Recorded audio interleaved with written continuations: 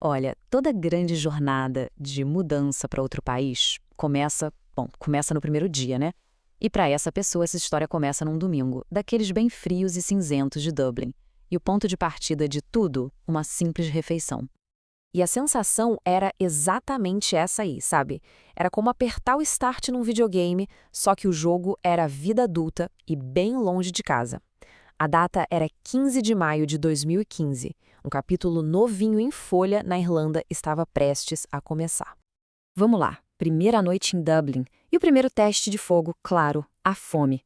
A acomodação temporária já estava resolvida, mas e agora? O que comer? Esse é um desafio que todo mundo entende, né? A barriga roncando.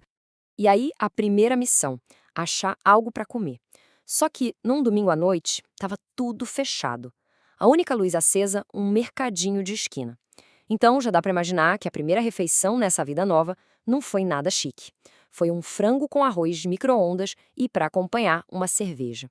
Mas tinha um pequeno detalhe. Os últimos 20 euros em notas, o único dinheiro vivo, já tinham ido embora no táxi do aeroporto. E aí, bem ali na fila do caixa, veio a primeira grande decisão financeira. Um momento de tensão. É aqui que a gente vê aquele dilema clássico de quem acaba de chegar, né? Tinha duas opções na mesa. Opção um, mexer na reserva de emergência, aqueles 2.000 euros em dinheiro que eram para emergências.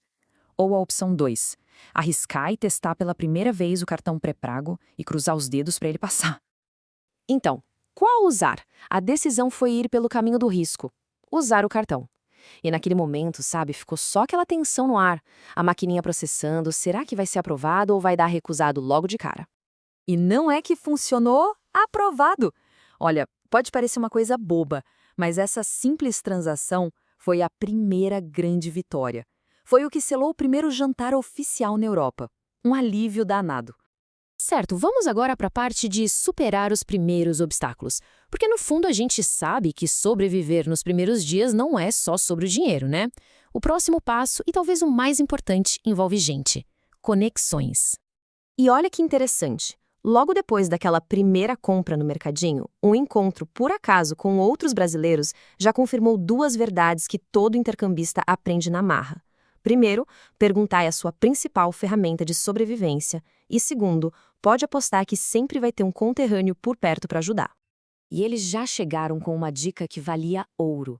Em vez de pagar caro no mercadinho, que é prático, mas salgado no preço, tinha uma tal de Star Pizza ali pertinho. E qual era o segredo? Uma pizza com bebida por só 5 euros. Uma informação dessas muda completamente o orçamento de um estudante, né? Aí, de volta para o apartamento, as alianças já começaram a se formar bem rápido. Naquele grupo de recém-chegados, um dos estudantes que manjava mais de inglês acabou virando, de forma não oficial, o tradutor e o guia de todo mundo. Foi um recurso essencial para a galera. Agora vamos falar da lista essencial do imigrante. E aqui, a sorte deu uma ajudinha. A chegada aconteceu 2 dias antes do início das aulas. Isso deu uma vantagem crucial para resolver toda aquela burocracia do começo. E nesses 2 dias, a lista de sobrevivência foi sendo ticada item por item. Primeiro passo, conseguir um chip de celular irlandês. Resolvido. Segundo, achar onde ficava a escola, o que já diminui bastante a ansiedade. Terceiro, mapear os mercados baratos. A dica da pizza já estava anotada.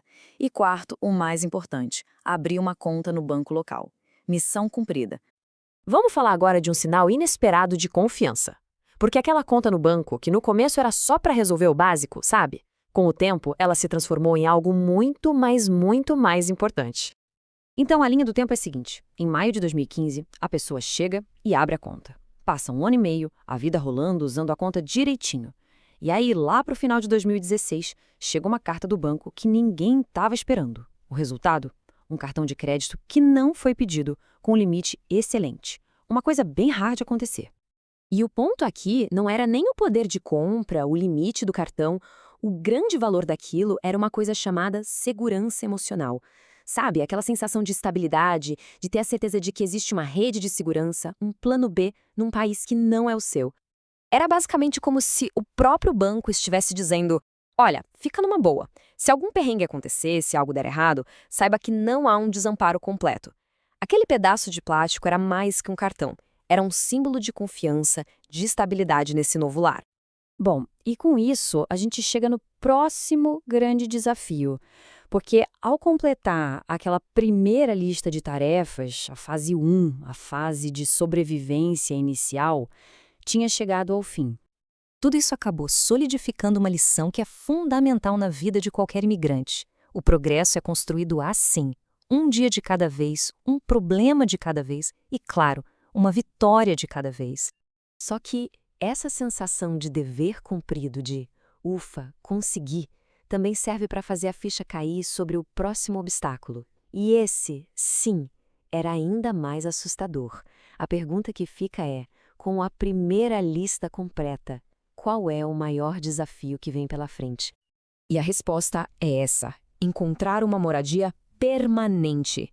Pois é, aquele lugarzinho temporário estava com os dias contados. A verdadeira maratona, a corrida de verdade, estava só começando.